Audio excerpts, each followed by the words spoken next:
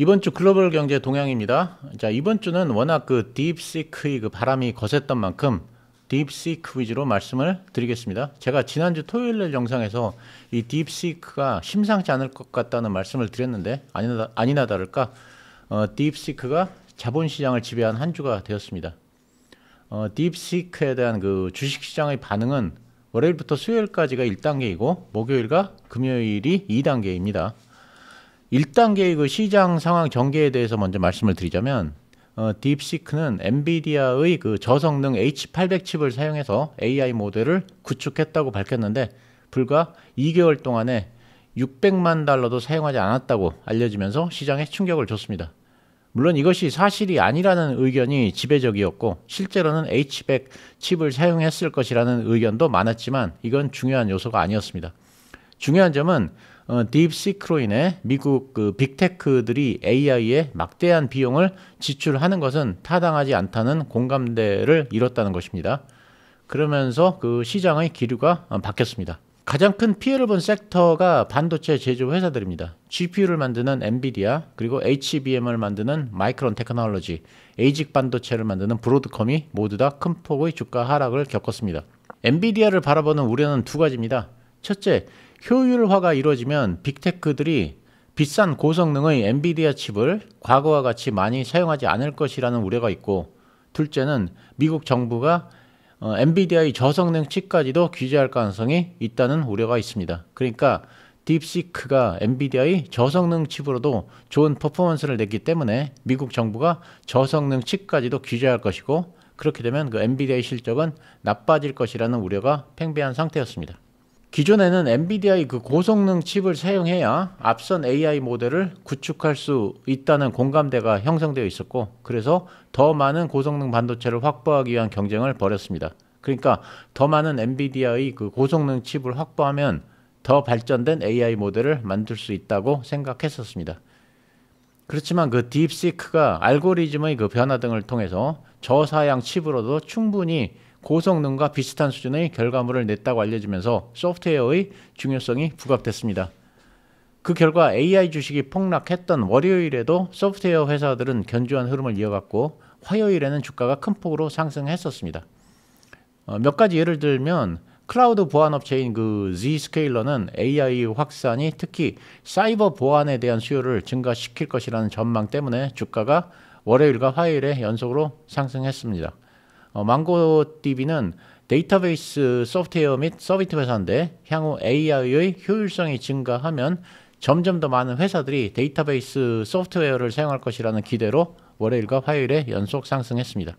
소프트웨어 회사에 속하지만 B2C 관련 AI 회사를 따로 떼어내서 생각해 본다면 AI 구축 비용이 향후 저렴해질 것이라는 기대 때문에 AI를 고객에게 직접 서비스하는 기업들의 주가가 상승했습니다. 예를 들어 세일즈포스라든가 메타가 대표적입니다. 메타와 세일즈포스는 기술주가 하락했던 월요일에도 상승했고 화요일에도 상승했습니다. 가장 흥미로운 분야가 전력기기와 원자력입니다. 딥시크에 의한 그 패닉셀은 AI 관련 반도체 관련주에 그치지 않고 주변 섹터로까지 번졌는데 그 중의 대표가 전력 관련 기업들입니다. 예를 들면 원자력의 그 핵심 기업인 비스트라 에너지나 컨스틸레이션 에너지가 월요일에 20% 이상 크게 하락했고 SMR 기업인 오클로와 뉴스케일 파워도 역시 크게 하락했었습니다. 전력기기의 핵심 기업이라고 할 수 있는 GE 버너바도 월요일에 20%나 하락했습니다. 이 기업들은 그 AI를 뒷받침하는 데이터 센터에 전력을 공급하기 위한 전력 수요가 급증할 것이란 기대 때문에 크게 상승한 종목들입니다. 자, 그렇지만 그 AI 비용이 절반으로 감소하면 수요는 2배로 늘어나고 그에 따라 전력 수요는 그대로 유지될 가능성이 크다는 공감대가 형성되며 화요일부터는 주가가 반등하기 시작했습니다. 그러니까 지금 당장은 효율성이 개선되면 전력의 수요는 단기적으로는 줄어들 수 있지만 장기적으로는 어차피 전력 수요가 2배로 늘어날 것이기 때문에 전력 기기에는 큰 영향은 없다는 것입니다. 이는 마치 핸드폰의 가격이 낮아지면 단기적으로는 삼성전자의 마이너스 요인이지만 가격이 낮아지면 핸드폰 보급률이 높아질 것이므로 장기적으로는 손해가 아니라는 것과 마찬가지 관점으로 봐야 합니다. 자, 그러다가 우리 시간으로 목요일부터는 시장의 기류가 약간씩 바뀌기 시작했습니다. 딥시크가 어떻게 갑자기 성능 좋은 AI를 만들 수 있었느냐? 오픈 AI가 구축했던 응용 프로그램 인터페이스를 딥시크가 사용한 거 아니냐? 이런 의문이 미국의 AI 관련 종사자들 사이에서 생겨났는데, 이와 관련해서 오픈 AI는 중국 기업이 자사의 그 툴에서 데이터를 빼내려고 시도했다고 주장했습니다. 딥시크가 오픈 AI의 모델을 사용해서 챗봇을 훈련했는지를 조사 중이라고 밝히면서 기류가 변하기 시작했습니다. 그러니까 중국의 그 딥시크가 디스틸레이션, 우리말로 증류라는 그 프로세스를 이용해서 오픈 AI의 툴에서 대량의 데이터를 추출해서 기술 개발을 했다는 쪽으로 결론이 모아지면서 기류가 변했습니다. 이는 간단히 말하자면 딥시크가 오픈 AI에게 다양한 질문을 한 후 이로부터 얻은 응답들을 데이터베이스화 한 후에 이를 이용해서 더 작고 효율적인 AI 모델을 개발했다는 것인데, 오픈 AI는 자사 AI 모델의 결과물을 사용해서 자체 모델을 개발하는 것을 금지하고 있기 때문에 이건 불법입니다. 그래서 오픈 AI는 과거에 자사의 모델을 증류한 것으로 의심되는 계정을 금지했고, 마이크로소프트와 협력해서 이러한 시도의 배후를 파악했다고 밝혔습니다. 그리고 이제 증거들도 나오고 있는데, 예를 들면 그 딥시크의 사용자가 캡처해서 올린 글을 보면 딥시크의 챗봇이 이런 말을 합니다. 이제 오픈 AI의 정책에 따라 내가 의식이나 지각력이 있다고 주장하는 것을 피해야 합니다 라고 말했습니다. 딥시크의 챗봇이 오픈 AI 정책에 따라 이걸 하지 못하겠다 이런 식으로 얘기하는 건 결국 딥시크가 오픈 AI 위에서 훈련했다는 것을 증명하는 간접 증거라고 할 수 있습니다. 결국 그 딥시크는 디스틸레이션이라는 불법적인 기술을 이용해서 오픈 AI 위에서 자신의 챗봇을 훈련시킨 것에 불과한 짝퉁에 불과하다는 방향으로 결론이 나오고 있습니다. 지금까지 미국이 어떤 혁신적인 기술이나 제품을 만들면 중국은 이 기술을 몰래 빼오거나 카피를 한 후에 비슷한 모델을 저가에 만드는 역사가 반복됐는데, 이번에도 이런 역사의 반복이라는 것입니다. 어쨌든 이런 그 딥시크의 정체가 어느 정도 밝혀지면서 주식시장도 원래의 위치를 찾아가려는 모습을 보이고 있습니다. 그렇지만 완전히 원래의 위치로 돌아가는 것은 어려울 것이고, 변형된 형태로 원래의 위치로 돌아가려는 시도를 할 것으로 보입니다. 왜냐하면 이미 오픈 AI와 유사한 AI 모델이 중국에서 우후죽순으로 나오고 있는데, 예를 들면 딥시크 말고도 키미라는 생성형 AI 모델도 오픈했고, 또 알리바바는 Q1 2.5 맥스라는 AI 모델을 발표했는데 성능이 딥시크를 능가한다고 합니다. 그래서 앞으로는 생성형 AI 모델이 특히 그 가성비가 좋은 그 저가용 모델이 우후죽순으로 생겨날 것이기 때문에 투자자는 이런 점을 주가에 반영할 것입니다.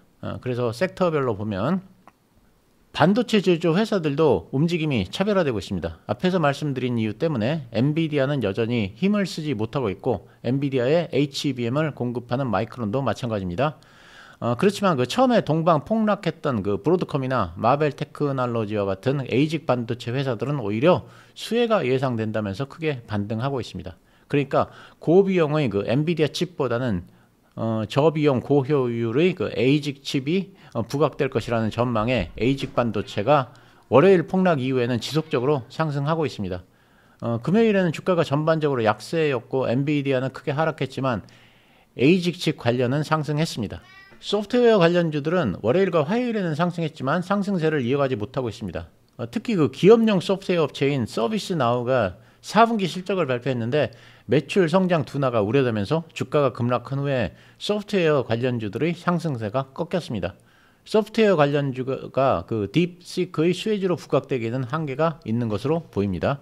그렇지만 그 딥시크가 남긴 효율성이라는 문제는 여전히 AI 시장을 강타하고 있습니다. 첫째, 이번 주에 실적을 발표했던 마이크로소프트, 메타, 테슬라가 여전히 AI에 대한 투자를 계속하겠다고 했지만 효율성에 대한 지적은 있었습니다. 메타의 저커버그는 우리가 구현하기를 바라는 발전된 기술이 딥시크에 있다면서 딥시크를 분석하기 위해 4개의 태스크포스를 운영 중이라고 했고, 효율화와는 별개로 AI 인프라 투자의 확대는 필수라면서 AI 인프라 투자를 강조했습니다. 그러면서 장기적으로 AI 인프라에 수천억 달러를 투자할 것이라고 했습니다. 마이크로소프트도 상반기까지 계획했던 800억 달러의 캐펙스 투자는 그대로 유지하겠다고 했습니다. 이는 전년 대비 크게 증가한 수치입니다. 나델라 CEO는 딥시크는 AI의 가격을 하락시켜서 모두가 AI를 사용할 수 있도록 시장을 촉진시킬 것이기 때문에 우리와 같은 하이퍼 스케일러에게는 호재이다라고 말했고, 투자 관련해서는 더욱더 커지는 시장을 커버하기 위해서는 더 많이 투자해야 한다는 입장을 견지했습니다. 결국 인프라 투자는 축소되지 않고 계속될 것이라는 생각에 원자력, 전력기계의 상승이 두드러졌고, 그래서 월요일 폭락 이전의 수준을 상당 부분 회복하고 있습니다. 전력 관련주는 월요일에 급락한 후 지속적으로 반등을 하면서 하락폭을 상당 부분 만회했습니다. AI 비용이 절반이 감소하면 수요가 2배로 늘어날 것이고, 그에 따라 전력 수요는 그대로 유지될 가능성이 크다는 논리가 시장에서 먹혀 들어가고 있는 상태입니다. 특히 메타와 마이크로소프트 그리고 테슬라의 실적 발표에서 한결같이 AI 투자를 계속하겠다는 의지를 밝혔습니다. AI 투자 관련해서는 더욱더 커지는 시장을 커버하기 위해서는 더 많이 투자해야 한다라고 했는데, 전력에 대한 투자는 여전히 이루어져야 한다는 것을 의미한다고 할 수 있습니다. 이상 딥시크에 대해 간단하게 정리해봤습니다. 그 외에 이번 주에 있었던 글로벌 경제에 대해 간단하게 정리하겠습니다. 먼저 글로벌 기업들 관련입니다. 마이크로소프트, 메타, 테슬라의 실적 발표가 있었습니다. 마이크로소프트는 클라우드의 매출 성장이 둔화되었다는 소식에 주가가 크게 하락했고, 메타는 일간 이용자 수가 33.5억 명으로 예상을 상회하는 등 호실적을 발표함에 따라 주가가 상승했습니다. 테슬라는 실적 자체는 좋지 않았지만 이어진 컨콜에서 머스크가 운전 감독관 없이 FSD만을 이용한 로보택시를 본사가 있는 텍사스 어스틴에서 6월까지 출시할 것이고, 금년 말까지 미국 내 다른 지역에서도 로보택시의 출시가 가능할 것이라고 발언함에 따라서 주가가 상승했습니다. 또한 사이버캡의 양산은 예정대로 2026년에 시작할 예정이라고 했고, 옵티머스는 12월까지 1000대를 양산할 계획이라고 했습니다. 모건 스탠리는 테슬라에 대해 전기차에서 AI 로봇까지 고도로 다각화된 플레이어로 전환하는 과정을 보여주는 것이라며 목표가를 430달러로 제시했습니다. 애플도 목요일에 실적을 발표했습니다. 지난해 4분기 실적이 예상을 상회했지만 전체 매출의 50% 이상을 차지하는 아이폰 판매는 부진했습니다. 특히 가장 중요한 시장 중 하나인 중국 시장의 매출이 1년 전보다 11% 감소했습니다. 아이폰은 중국의 규제로 AI 기능을 탑재하지 못하고 있는데, 이것이 매출 감소의 가장 큰 원인으로 보입니다. 팀쿡 CEO는 애플 인텔리전스를 중국 시장에 도입하기 위해 규제 당국과 협력 중이지만 언제 도입될 수 있을지에 대한 일정은 없다고 밝혔습니다. 애플은 인도 등으로 생산 기지를 다각화하기 위해서 시도를 하고 있지만 여전히 중국에서 대부분 제품을 생산하는데 트럼프 행정부의 관세 부과 방침이 또 다른 리스크로 작용하고 있습니다. 트럼프 대통령과 젠슨항 엔비디아 CEO가 31일 백악관에서 회동을 갖고 AI 산업 전반에 대해 논의한 것으로 알려집니다. 특히 중국 딥시크의 AI 모델 발표 이후 미국 AI 업계가 충격을 받은 상황에서 회동이 이루어져서 주목을 받고 있습니다. 현재 트럼프 행정부는 엔비디아의 반도체 수출 규제를 H20까지 확대하는 방안을 검토 중입니다. 미국 정부는 2022년 H100의 중국 판매를 제한하는 데 이어서 2023년에는 H800 칩 수출도 금지했고, 그래서 엔비디아는 새로운 규정을 준수하는 H20 칩을 출시해서 중국 시장에 대응해왔습니다. 트럼프 대통령은 2021년 1월 6일 의사당 폭동 사태 이후 페이스북 등으로부터 자신의 계정을 중단당하자 그해 7월 메타를 상대로 소송을 제기한 바 있는데, 이와 관련하여 메타가 트럼프 대통령에게 2,500만 달러, 우리 돈으로 약 360억 원을 지급하고 소송을 해결하기로 합의했습니다. 앞서 지난 12월에는 트럼프 대통령으로부터 명예훼손 소송을 당했던 ABC 방송도 소송 종결을 조건으로 트럼프 측에 1,500만 달러를 지급하기로 합의한 바 있습니다.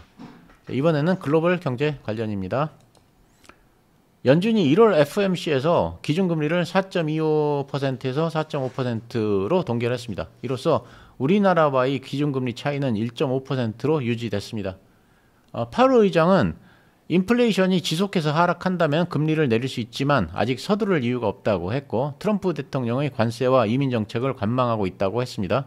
또 노동시장은 탄탄하지만 인플레이 주요 원인은 아니라고 했습니다. 금리를 동결한 것에 대해 트럼프 대통령은 연준과 파월이 인플레이션을 일으키고 이에 대해 수습을 하지 않고 있다고 비난했습니다. 한편 ECB는 4회 연속 금리를 인하해서 예금금리를 3.0%에서 2.75%로 내렸고, 캐나다도 6회 연속 기준금리를 인하해서 트럼프 관세의 위협에 선제적으로 대응하고 있습니다. 로이터에서는 캐나다와 멕시코 등에 부과하기로 했던 관세를 3월 1일로 연기했다는 보도가 나왔지만, 백악관은 이를 부인하면서 2월 1일부터 캐나다와 멕시코에는 25%의 관세가 부과되고 중국에는 10%의 관세가 부과될 것임을 확인해 주었습니다.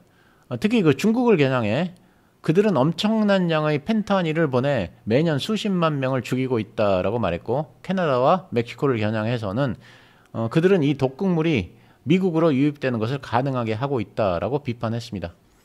트럼프 대통령은 또 향후 수개월 내에 철강, 알루미늄, 석유, 가스, 의약품, 반도체 등에도 관세를 부과할 것임을 밝혔다고 블룸버그 통신이 전했습니다. 원유와 가스에 대한 관세는 다음 달 18일께 부과될 것 같다고 언급했지만, 관세 부과 대상이 되는 특정한 국가를 거명하지는 않았으며 관세 부과 계획도 구체적으로 밝히지 않았습니다. 다만 25%의 관세를 예고한 캐나다로부터 수입되는 석유에 대한 관세는 10%로 낮추겠다고 설명했습니다.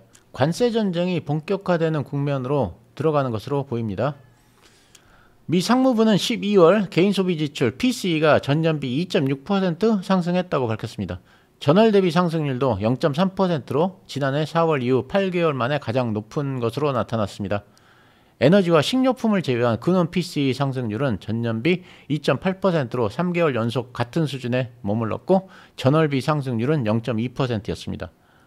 이는 모두 컨센서스에 부합되는 수치였기 때문에 시장도 예상 수준의 지표에 큰 반응을 보이지 않았습니다. 이렇게 이번 주 글로벌 경제에 대해서 요약해봤습니다. 즐거운 주말 보내시기 바랍니다. 감사합니다.